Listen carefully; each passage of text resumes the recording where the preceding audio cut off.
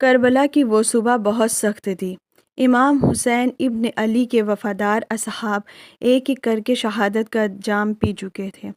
اہل بیت کے جوان بھی میدان میں جا کر اپنی قربانیاں پیش کر رہے تھے۔ خیمے میں غم اور صبر کا عجیب منظر تھا۔ ہر طرف سے تلواروں کی جھنکار اور جنگ کی آوازیں آ رہی تھیں۔ انہی لمحات میں حضرت قاسم ابن حسن اپنے چچا امام حسین کی خدمت میں حاضر ہوئے۔ السلام علیکم ورحمۃ اللہ وبرکاتہ۔ دوستو، آج کی اس ویڈیو میں ہم حضرت قاسم ابن حسن کے بارے میں جانیں گے۔ قاسم امام حسن ابن علی کے بیٹے تھے۔ عمر کم تھی لیکن دل ایمان، شجاعت اور وفاداری سے بھرا ہوا تھا۔ حضرت قاسم نے بڑے ادب کے ساتھ عرض کیا، چچا جان، مجھے بھی اجازت دیجیے کہ میں اللہ کی راہ میں اپنی جان قربان کروں۔ امام حسین نے اپنے بھتیجے کی طرف دیکھا۔ یہ ان کے بھائی حسن کی نشانی تھے۔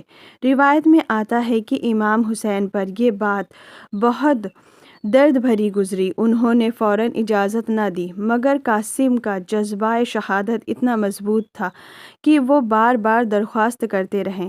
آخر میں امام حسین نے انہیں اجازت دے دی۔ قاسم میدان کی طرف چلے۔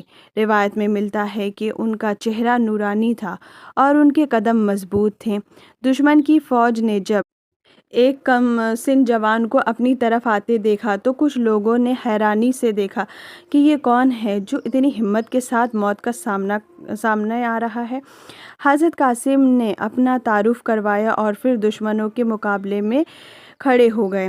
جنگ شروع ہوئی۔ قاسم نے بہادری سے اور جرأت کے ساتھ مقابلہ کیا۔ ہر طرف گرد و غبار تھا، تلواریں چل رہی تھیں اور نیزے اٹھ رہے تھے۔ کم عمری کے باوجود قاسم نے ایسی دلیری دکھائی کہ دشمن بھی متاثر ہوئے بغیر نہ رہ سکا۔ لیکن دشمن کی تعداد بہت زیادہ تھی۔ ایک موقع پر دشمن کے ایک سپاہی نے ان پر سخت وار کیا۔ حضرت قاسم زخمی ہو کر زمین پر گر پڑے۔ زخموں کی تکلیف اور جنگ کی سختی کے درمیان ان کی زبان سے پکار نکلی، یا اماں، یا اماں، یعنی چچا جان۔ امام حسین نے جیسے ہی اپنے بھتیجے کی آواز سنی، فوراً میدان کی طرف دوڑے۔ روایت میں آتا ہے کہ وہ بجلی کی طرح قاسم کی طرف پہنچے۔ دشمن کے سپاہی ادھر ادھر ہٹ گئے۔ امام حسین نے قاسم کو زمین پر زخمی حالت میں دیکھا۔ یہ منظر بہت دردناک تھا۔ امام حسین اپنے بھتیجے کے سرہانے بیٹھ گئے۔ قاسم کی سانسیں آخری مراحل میں تھیں۔ امام حسین نے انہیں اپنی آغوش میں لے لیا۔ روایت میں آتا ہے کہ امام حسین نے غم بھرے الفاظ میں فرمایا، بھتیجے، اللہ کی رحمت ہو تم پر۔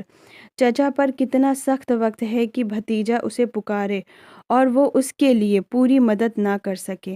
قاسم نے اپنی زندگی کے آخری لمحات اپنے چچا کی آغوش میں گزارے اور پھر شہادت کا رتبہ حاصل کر لیا۔